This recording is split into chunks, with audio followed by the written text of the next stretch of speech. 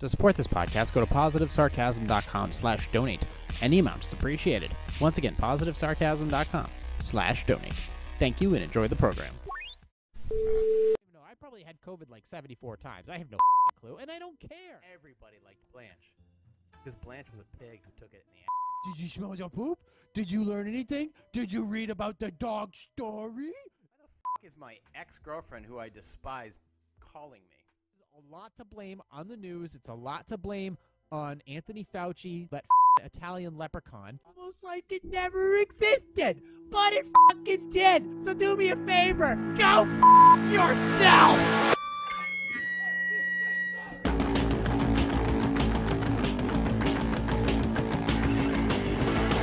Jay here, positivesarcasm.com. Record here at the Spare Parts Studio. Find me on Instagram, Facebook. You can email me directly, positivesarcasm@outlook.com. You can go ahead and check out my website for all questions, concerns, comments. You can go to my contact section if you need anything. You can go directly to my website if you don't want to email me directly. Either way, it doesn't matter. Where have I been? Where did I go? I just sort of fell off the map. No videos or nothing? Well,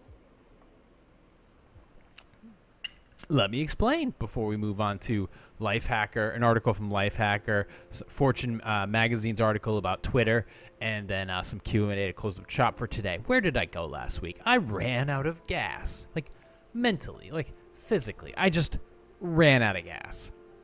Like, I know I've been incorporating more cultural stuff as far as, like, the government goes, and I know I was talking about some crazy articles and crazy stuff about, like, how much foreign aid we put out each year, the amount of money we give to the government first, how much how much money certain departments get funded by the federal government, and I just...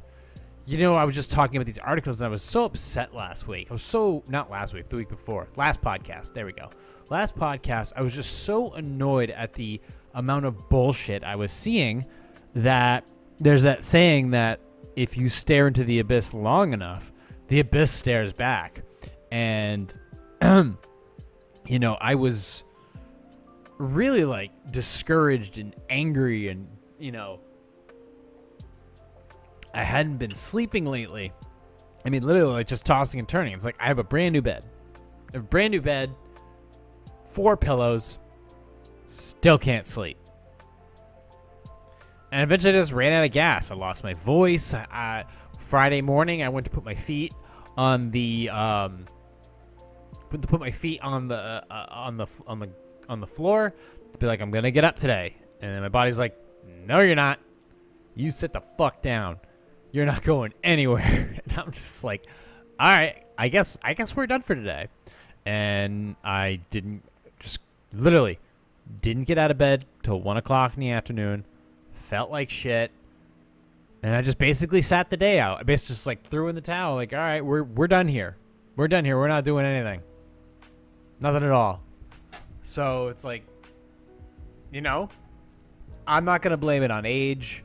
I'm not going to blame it on anything else other than just I got getting caught up and exhausted. And eventually, some critters crawled down my throat. And the next thing you know, I was just like, all right, you're done for today. You just got to chill out. But I was so exhausted.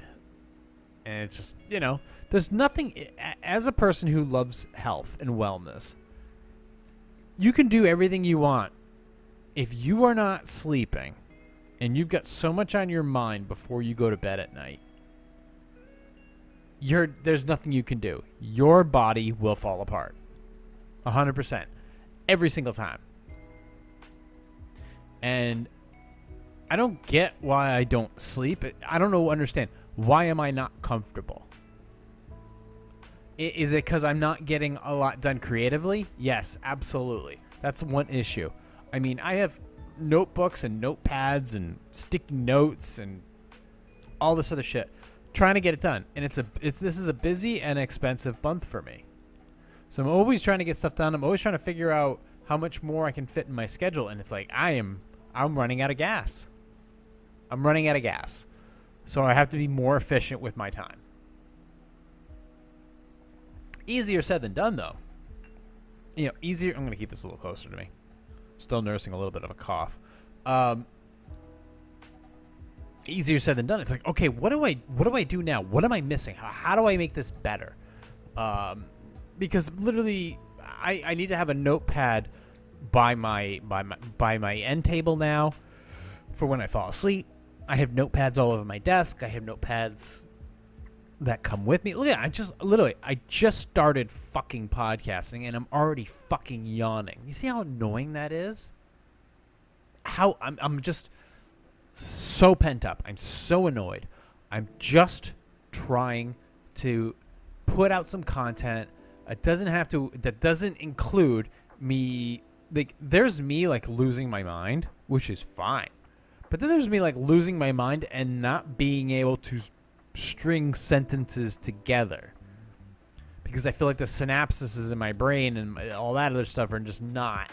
It's just not firing the way they should. Now, granted, I am a week off of Alpha Brain. I basically am cycling off of it for the next couple days. I'll be back on it like this weekend. But at the same time, it's like I feel like I'm missing so much. I would creatively, there's nothing here right now. Right now, the only thing I have sitting in my archives that I've been wanting to that's staged and ready to go is another blog, and it's a really important one that I think has some value to it. But I'm looking for a specific picture that was taken of me back in 2008, and I swear I know where it is. I swear I have it, but I just can't find it. It can't be gone forever, and I've been fucking going crazy looking for that file, that picture, and I just want to find it. I feel like if I find that particular picture, this is an important picture because it's something that this picture represents something you actually can't do anymore. And I would love to put that photo on display.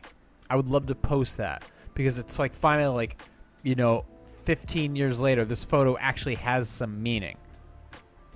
So if I find it, I think I'm gonna find it. It has to be somewhere. So I want to put that out there so that you guys can see. It's like, oh shit, I remember when you could do that, and then explain why this correlates to what I'm talking about, and then hopefully the things I am talking about generate thought. Like, this one is not just sarcasm. It's not sarcasm at all. There's nothing to do with sarcasm. It's actually like a theory of something I really believe would be useful in the United States today. I think it would have some significant value. The question is, would it ever be put into practice? I mean, that's the big thing. A lot of things. If I was king of the world or this or that or the other thing, it's like, okay, if I could wave a magic wand and people would start doing this and Congress would start doing that and cars would start doing this and businesses would start running a certain way. Yeah, great. But I can only propose these theories. The question of whether they'll actually be put into practice is another thing. And they have to be specifically, like, for example, they have to be put into practice exactly as I laid them out. It's like, you can work out all day long, but if you don't eat and sleep the right way, then that part doesn't matter. It negates the whole thing. Or if you eat really, really well and you take steroids, but you don't work out, or you don't work out enough, then it's not going to make a difference. It's like there's these pieces of the puzzle that you have to put together. It's always a little more complicated. If you eat well, work out regularly, like lift weights and do a little bit of cardio, and sleep the right amount, you will yield significant results. Absolutely, for sure. But if you take shortcuts, the shortcuts show. Absolutely. So these are the things I'm trying to put together, and summer's coming to a close here, which is fine. Maybe I just need to get through this month, and then I can start focusing on other things. And so far, right now, things are stable. Even with everything going on, gas prices are still over $4 a gallon for me. Things are still expensive as far as, well, are things really expensive? let's not complain too much. Let me think about this. What is expensive for me? Let me go through my daily life. Now, what are my vices? Do I have any vices? Well, shopping for clothes. Are the clothes I buy expensive? No. How much do I spend on shirts? Between $6 and $9 a shirt.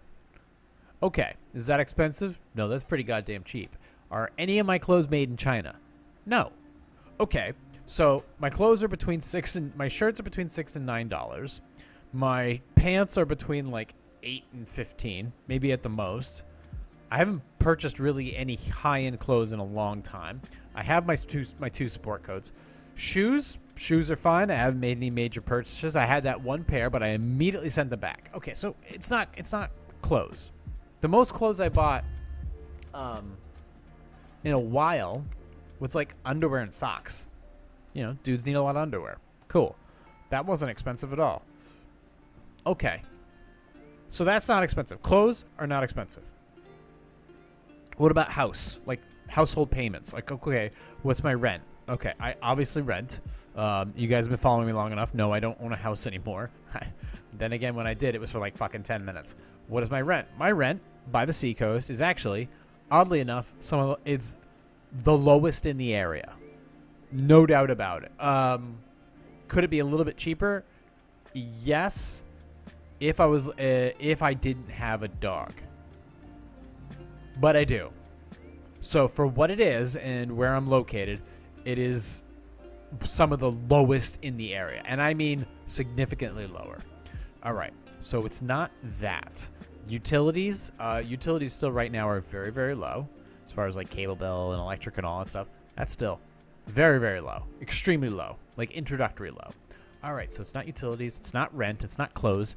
So, okay. What about food? Are my food prices expensive? This is the one where everybody was like, yeah, now it's expensive. No. My food prices, I'm still spending between like 20 and 50 bucks. And the reason I'm spending 50 bucks is because maybe I'm buying something for somebody else or I'm getting something for family or whatever. So every week I take a little bit of money and I give it to my sister for, you know, letting me go up north and spend time with Chase up there. Okay, so that's no big deal. Is that an expenditure? Yes.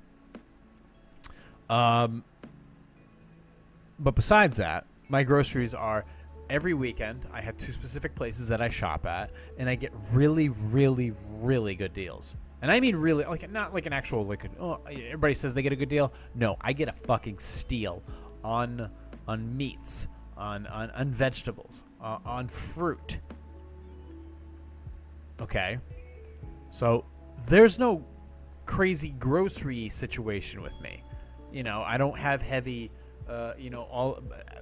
there's nothing expensive that I buy. Like I have to have this. Like every once in a while I'll buy like a kombucha, which is like $3. But then again, they've always been $3. That's never changed. So what else am I purchasing that's so expensive? What about alcohol? Well, first of all, I really don't even drink alcohol. I drink maybe, I guess it would equate to, I don't know, 2 glasses a month. 2, 3 glasses of alcohol per month, really? So, okay, what is that? It's not bad. Well, that's basically a bottle of wine. Well, how much I've spent for most of my bottles, I mean, between like $10 and $20. And I have 15 bottles of alcohol, but they're all relatively inexpensive. Some of them I've had for over a year. They've just been sitting there not doing anything. They're all unopened, so I'm officially tapped out for what I'm going to buy. So I'm not buying any more of that stuff. Okay, what else is another expensive? What about bathroom products? Like hair gel. How much is that? It's only a few bucks because you get it at TJ Maxx. It's gonna cost you a quarter of the price. All right, what other stuff? Toothpaste? Nah, cheap. Soap? I just use bar soap. Okay. Shaving products. Dollar Shave Club. Has that gone up? Yes, but not enough to break the bank. Not enough to break the bank at all. I'm just sending a text. All right, but banging out a pod real quick.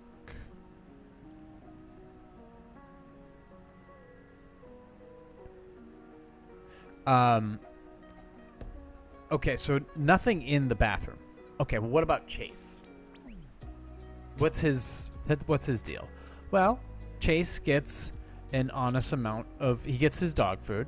You know, he gets dry food because that's important for his teeth. Okay, so that's every few weeks that costs like about $10. And then he gets of course like doggy crackers or something like that. So he gets his little treats. He gets a little bit of like actual human food in there, ground beef or whatever. So is he an expenditure? Yeah, but nothing worth complaining about. I mean, he's worth every penny, first of all. So, okay. So he's not expensive. Look at that face. Who's fucking? You are the cutest. You are the best. You can come here, buddy. Come sit. Come. No? Okay. You coming over? You coming over? Don't knock anything over. Sit down. There you go. There you go. So, he's not an expenditure. He's not a burden, first of all. He's the best thing that's ever happened to me. So, he's not an expenditure. So, no food. Gas prices? Yes. Okay. So, I went from spending $2 something a gallon to $4.50. So that's doubled. But here's the thing. I've cut my commute time in half. So I was commuting 30 minutes away to 25 minutes away to now 12 minutes away. Okay. So whatever it is, I've slowly dwindled that down. So I'm definitely breaking even on that. So is that aggressive? Is that an aggressive amount? Yeah, I would basically, if it dropped at about $3 a gallon, I would be at a surplus. I would be killing it at that point. So that's one thing. Okay, so if it's not gas, if it's not food, if it's not bathroom utility stuff, if it's not rent, if it's not Chase, furniture. Okay, what have I bought for furniture? What did I buy for furniture? I bought a bed. That cost me like a couple $100. Bought a queen size bed. That's it. It's the only furniture I've purchased. Okay. What else is it? I'm trying to rack my brain for anything that would be a back. I haven't bought any new watches. I still own 6 watches. The last watch I purchased was in December of 2020. It was a Christmas present to myself. All my watches work great. Okay. I haven't had any major expenditures for my cars. I'm doing a little bit of work on each one, but that's something I do every year, and I invest in them.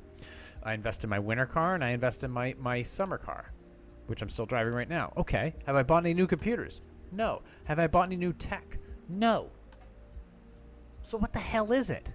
What the hell could be possibly would I be complaining about that would cost me much money? Or is it just I don't know what it is.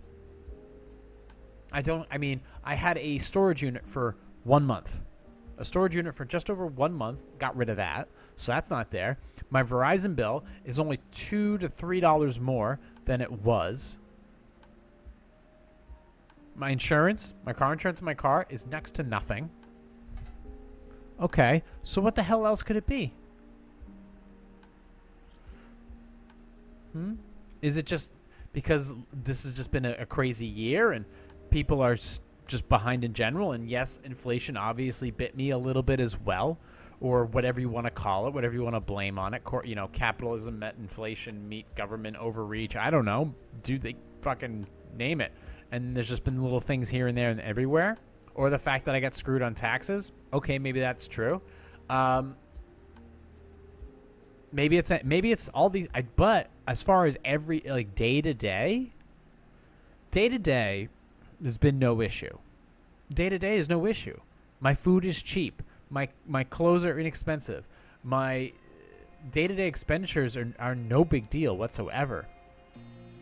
So, as far as my life goes, I don't believe I have been majorly impacted by inflation. I just can't figure out what else. Has it been oil changes? Yeah, oil changes have been expensive. They've been around, they were going to go up to like $85, $90. But I'm changing that now going forward. They're going to drop back down to 50 something for me because I'm changing who I do that with. Okay, that's another thing. All right, well, what else is there? I've acquired more stuff, and yet my spending should have gone down. So now I feel like though I'm spending too much. Okay, well, if I feel like I'm spending too much, then it has probably nothing to do with my dailies. It has probably something to do with other things that I'm doing that I shouldn't be doing. Maybe I'm eating out too much, or ordering special stuff too much, or buying new. Like I did say that I had a spending problem on clothes. I did absolutely say that I did that, but I do have it's not like I spent hundreds of dollars. I literally spent like, I think this year in total, I've probably spent maybe $100, $200 on clothes. That's it. After almost 9 months in this year, I've only spent $200 on clothes. That's all. So once again, it's like, okay, maybe it's just other things that I've been spending money on that I don't necessarily need to. Okay, well, those are the situations I need to identify. Those are the things I need to look into and see if I'm spending money in places I shouldn't have. This is important right now, though. This is important, especially right now. I don't know I don't know what else is going to take place. I don't know how more expensive this year is going to be. I know what's coming up. I can afford to do it. So we'll just see. We'll just see. But I'm like, I'm not complaining at all. I feel like I have done a lot of my due diligence as far as what I spend my money on, where I spend my money, and as far as what impacts of on inflation. What impact has inflation had on me? It's a good question to ask yourself, though. What inflation has it had on you? Do you drive too far to work? Do you have too big of a car? Do you shop for stuff at the wrong places? Are you not looking for deals? Are you spending too much money on Amazon or at Whole Foods? I mean, I go to the mall and I look at shit and I'm disgusted at the prices there. So, but I feel like I've been spending my money wisely in that regard. And preserving the things that I have. Next year there'll be a big price ticket because I'm literally doing a partial overhaul on my Mustang because new suspension, new inner wheel well things, drivetrain, plugs, wires, coils, throttle body, plenum, tune, things of that nature. So these are things, and this is shit I'm looking forward to because this, instead of like buying a new car, which I don't need to fucking do, I would much rather just invest in a car that I love very, very much, that's been super reliable every morning, no matter what. Put the key in the ignition. Where are we going? Awesome. So that's what I look forward to doing. So maybe it's not hurting me after all. Maybe that's not the thing that's hurting me. It's just the matter of being creative. The only thing that's really bothering me is the fact that I'm just not being creative. It has nothing to do with inflation. However, there are circumstances where I could have gotten ahead of the game as far as what one would do with their money. I just feel like this year has not allowed me, even though that's maybe a bit of a cop-out, but I'll run with it anyways, has not allowed me to do what I want to do with my money. Maybe that's one way of putting it. But there'll be other opportunities for me to do so. And I hope they come up. I look forward to taking full advantage of that situation. I mean, I don't know how else to say it. That'd be a good one. So I have some free money coming up that I look forward to doing some stuff with. So we'll go from there. But I mean, I just wanted to take a step back and like think consciously. It's like, what in my life is impacted by inflation? What is really, fucking up my spending habits? It's a good question.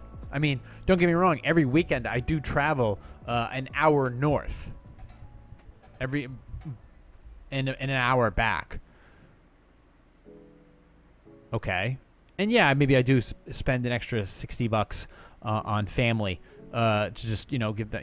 But hey, I'm using their time, their electric, their shower water. So it's like, all right, we'll just throw them a little something. Maybe I have a piece of bread or some food from their house, so give them a little extra money. But just now I'm also in a position where I want to actually take a few extra bucks each week and throw it back into the stock market, which I'm starting to do again, which is great. Boy, I really screwed the pooch on the shorts about 2 weeks ago. I thought I had something and I didn't. I lost like $100 over it, but oh well, screw it. Anyways, I'm starting to ramble. I got to move on to this article. By the way, if you do want to support this podcast, go to positivesarcasm.com/donate. Any amount's appreciated. I got this article here. It talks about malware apps to delete from your phone, specifically Android.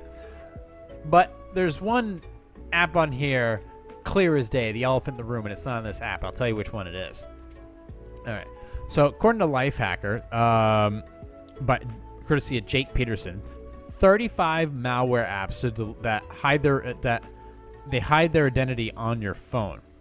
All right. So while official app stores are the safest way to find and download software on your smartphone, they aren't without faults. The Google Play Store has protections in place to weed out malicious apps. Let me go through this. Let me just actually pop this up in the second monitor. But occasionally, some manage to sneak through undetected. 35 such apps were just discovered hiding on the Play Store. If you downloaded any of them on your Android device, delete them now. Cybersecurity technology company Bitdefender issued a report on Wednesday, identifying a fresh batch of 35 malicious apps on the Play Store. These apps are aggressive in their deception. They trick users into downloading them, each masquerading as an app the average Android user might enjoy using. However, once the user installs these apps, it changes its name and app icon to remain hidden on the device. Ooh. Many switch the icon. Many switch the icon to one associated with settings. Makes itself an alias for the real settings app. When you open the fake app, it eventually opens up the real settings, tricking you into thinking it's a legitimate settings app. These apps will also hide themselves from recent apps lists, making them even harder to spot in routine use. The goal for these apps is to serve you an obnoxious amount of ads, aside from annoying you, generate revenue for developers of the malware app. Worse yet, the developers run these apps from their own framework, which bypasses the protections typically implemented by Android. Okay. Bitdefender discovers these types of apps using real-time behavior technology that identifies apps using practices known to be associated with fake or malicious software. And then there's below list. Okay. Walls lights, big emoji, grad wallpapers, engine wallpapers, stock wallpapers, effect mania, art filter, fast emoji keyboard, create sticker for WhatsApp, math solver, photo pix effects, LED theme, keyboard, fun emoji sticker, smart Wi-Fi, my GPS location, image warp camera, art girls wallpaper HD, cat simulator. Who's a cat simulator?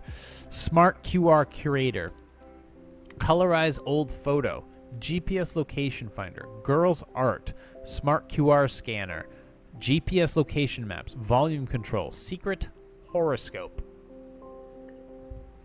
smart GPS location, animated sticker master, personality charging show, sleep sounds, QR creator, media volume slider, secret astrology, colorized photos, and 4K wallpaper anime HD.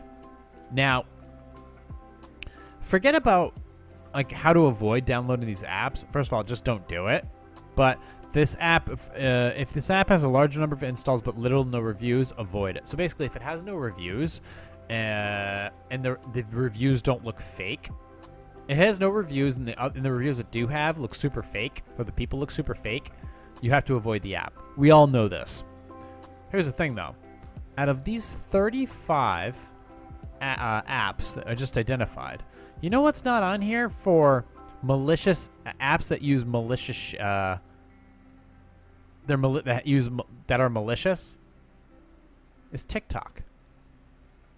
I got 35 apps here that do devious shit and not a single mention of TikTok, which has the worst terms of service of any social media app out there. Logging keystrokes That's one thing that they're able to do. Going through your phone, going through your text, going through your browser history, and going through the history of other apps that you use, your location settings. I mean, extremely invasive, but no mention of it on here. Why? It's a dangerous app. Yes, was Positive Sarcasm on there for a little while? Yes, it was. But I saw the writing on the wall, but just how brutal. I mean, it was absolutely a heroin-addicted type of app. Just feeding. I was like, and you could just sit there all day and just scroll. But it felt horrible. So I got rid of it. It served no purpose to be on there. And honestly, the reason I started getting rid of it is because I started posting stuff on there that was getting blocked by TikTok. And I'm like, you don't block me. I put up content and you don't block me. If you block me and that becomes a thing, I'm done. I'm out. I'm off the app. Same goes for YouTube. If I'm getting blocked on YouTube for content, I will immediately start switching to Rumble, and I would make that announcement. No questions asked. So the idea that I had TikTok for that while, yeah, we started blocking my shit and I got rid of it. But there's no mention here of it being a dangerous app. Or, I mean, look at all this other shit. This is just, yeah, 100,000 downloads, 10,000 downloads, 50,000 downloads.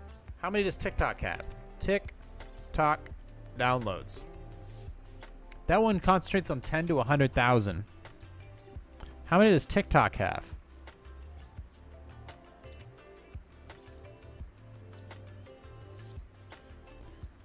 Let me find out. Let me go on my phone. Let me go into Play Store. Let me go to TikTok, TIK. 1 billion plus. What do you think's a more dangerous app? Something with 10 to 100,000 or something with 1 billion? It's a scary shit, man. Anyways, we're at, what are we at? 31 minutes? We can definitely close up with some Q&A. Let's see. The Twitter bombshell thing was basically just a former employee over at Twitter has just handed over some information, or just divulged some information indirectly to Elon Musk and his legal team regarding the amount of bots that are on Twitter. And Elon's legal team has reached out to that whistleblower or potential whistleblower to see if they'll help them build that case. And it's not good for TikTok or for Twitter at all. But you can go ahead and look that up. It's on Fortune. There's more to come from that, actually. So this is a fluid. This is already a fluid situation here. This news thingy right here is definitely fluid. You're going to hear more about this coming up. Anyways, we're going to close up shop with some Q&A. If you want to support this podcast, go to positivesarcasm.com/donate. Any amount is appreciated. All right, here we go. Let's see if my voice holds up for the next 15 minutes. Let's see. Is this all of them? Dig.com? Okay. Yep. All right, here we go. Should my husband continue following his employees' NSFW social media account? Ooh. One of my husband's employees freelances as a lingerie model and has an active social media presence dedicated to her beautiful and intentionally racy photos. She brought this to his attention out of caution, as it is a very different industry from their work. And he said it's her business, which was the right response. That's awesome. He also follows her from his personal account. That part is weird, right? We're all lefty, sex-positive people. I guess he sees it as a friendly, supportive gesture. Here's your gesture. And he's her immediate supervisor. As far as I know, that's all it is. But he's also 15 years his junior, and he's her immediate supervisor. My impression is that he's cool with it. Though I remember being in my early 20s and being cool with a lot of work-related interactions that in retrospect were not okay. I'm not worried about him pursuing her, but at the same time, being supportive of your employee's side hustle doesn't mean choosing to look at her tits on the daily, right? Okay. Is he destined to become yet another story about a male boss crossing the line? What are the rules anymore? Well, should your boss be following you if you're throwing your pussy out on fucking OnlyFans? Well, no, I think that's inappropriate. He should definitely be persuaded to not do it. If it makes his wife uncomfortable, maybe, her feelings absolutely should be taken into account. The question is, on the woman's part, the employee's part, maybe you ever just take into account, maybe she's not interested in him. Maybe she actually respects marriage, like respects your marriage, and just give her a little bit of credit. Maybe she doesn't want to date or fool around with your husband. Maybe she was being cautious and she was just trying to make a little extra money on the side. And if she can get away with doing this, great. It seems to be more the norm today anyways. Shit, maybe I should start doing it. I was thinking about creating an OnlyFans and just putting pictures up of OnlyFans, like a Dyson fan, a table fan, a floor fan. Fucking because I'm an asshole like that. I don't think he's gonna cheat. I don't think she's interested. I think she just merely put that out there as a precautionary. But it's not the best idea that he follow her. He probably should. He should probably stop. Let's move on to the next article, or the next question. Can I compel my ex-wife to give me some of the assets she got in our divorce after my cryptocurrency portfolio tanked? I got divorced last year, and as part of the financial agreement, my ex-wife and I agreed that I would keep my cryptocurrency asset while she got the lion's share of my pension and other investments. Excuse me. We split the family home. When we negotiated last autumn, the crypto market was riding high, and I was convinced it would go higher still. But following the recent crash, my digital assets have more than halved in value. I'm now considerably worse off than my ex and worried about my financial future. She says I only have myself to blame and won't discuss the matter further. Can I go to court to renegotiate our financial order? I don't believe you can. I don't believe you can because it has a set value.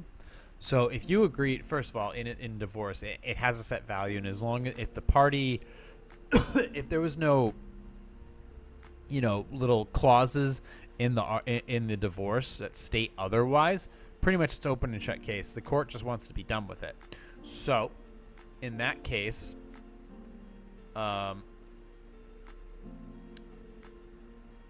if she decided that you had a piece of art, she wanted a piece of art, like she had a Monet, and you negotiated in the divorce that she gets the Monet, okay, and she was planning on selling it maybe, but 2 years after the divorce, the Monet goes down in value. Well, she could ask you for some of your crypto money if it was still riding high, and you could say no to her. She wouldn't have any recourse. Same goes for you. You had regular money, but the price of the dollar, is not worth as much. That's not her problem. You went to divorce court. You guys negotiated. You had crypto. It was riding high. You could have flipped it. You could have changed it over into currency. You could have flipped it to different cryptocurrency. You could have put it in the stock market and invested in monthly securities. You didn't do that. Your money went down. That's your problem. That's 100% your problem, not hers. You can ask her, but if she's like, I'm not discussing the matter any further, you're Foxville. That's on you. You should have sold your crypto. Totally on you, dude. Move on to the next one. Why won't my youngest step-grandchild follow my cat's Instagram account? Jesus Christ. I'm an old grandma with 10 step-grandchildren, the youngest of which is 18 in her first year of college. That child receives a substantial scholarship from me for her college. Of the 10 grandkids, she's the only one who does not follow me on my cat's Instagram account, which has over 5,000 followers. She does follow her other grandma on Instagram, which is perplexing to me. Not that I'm begging for followers, but I think it's a charitable and loving thing to do, especially when I've been generous and loving toward her. I have not discussed this with her mother. Am I wrong to think that it would be a loving thing for her to do? It's just a cat account, for Pete's sake. Well, you could ask, but maybe she's into dogs. But do you really want to? I mean, what are we talking about here? It's like, okay, I give you money for your college, so you need to follow my cat's Instagram account because I could get mad and remove the support for college. Okay, that's pretty petty, but sure. Now, I mean, I guess if it was me and she'd be like, listen, I'm gonna give you $5,000 a year towards college. Follow my cat's Instagram account. Newsflash, I'm following that fucking cat's Instagram account. I'm following, liking, commenting. Absolutely. All right. Let's do one more because I think my fucking throat's going to die. I'm a very successful 55-year-old man. I love my wife, but I have a girlfriend also. Uh-oh. Both women feed my soul. I hate that society tells me I'm wrong for having two of them. I spend time with them both. Quality time. I make enough money to go on expensive, extended vacations. I love my life. These two ladies are the best thing that ever happened to me besides my 3 beautiful children. Why shouldn't I be able to enjoy both of them without feeling like I'm sneaking around all the time? I know they are going to be naysayers who respond, but most women will probably never only be the only woman in a man's life. Okay, I can tell you right now, the girlfriend may know about the wife, but the wife does not know about the girlfriend. And that's a problem because it has to do with honesty. You are not being honest with the wife, let alone whether or not you're being honest with the girlfriend. Most of the time, the girlfriend knows about the wife. But 9 times out of 10, the wife does not know about the girlfriend. So you are omitting something that you made a commitment to. If you want to get out of this, there's 2 ways you can go about this. 1, ditch the girlfriend and fully commit to your wife. 2, divorce your wife and work on things with your girlfriend. Or 3, eventually get caught and have your wife sue the shit out of you. Or she will take you to court and take fucking all of your money and she will get it. But you're omitting this to your wife that you swore an oath to. That's not right. It isn't. It's immoral. Above anything else, whether it's legal or not, or it's just, even if it was like a okay thing, she would still have to be okay with it. You would still have to tell her this is something you either wanted to do or something you wanted to do. You can't be like, oh, by the way, I've been sleeping with this other chick. You should be cool with that. No. This is something she needs to be made aware of, and she has to be okay with. If she's okay with it, none of my business. If she's not okay with it, totally your problem. You need to resolve it. I personally would end the relationship with the girlfriend and start focusing 100% on the relationship with your wife. Focusing on yourself, making yourself physically stronger, more nice, better to be around. And you know what? This is not something you want your children finding out about. That's the kicker. Excuse me. That being said, we are at 42 minutes. Due to my throat, I'm going to close up this podcast early. I am feeling better, though. Thank you for asking. You can find me on Instagram at +_sarcasm. You can find me on Facebook.com/POSSarcasm. You can email me directly, +sarcasm@outlook.com. Mine's GabAI or additional accounts. Or you can go directly to my website, +sarcasm.com, for anything. Questions, concerns, comments, movie reviews, music requests for fitness competitors. It's all there. Now, in the meantime, and audio anywhere where podcasts are available. In the meantime, thank you for listening, watching, and subscribing. And I'll talk to you all next week. Recorded here from the Spare Parts Studio. This has been a Positive Sarcasm presentation.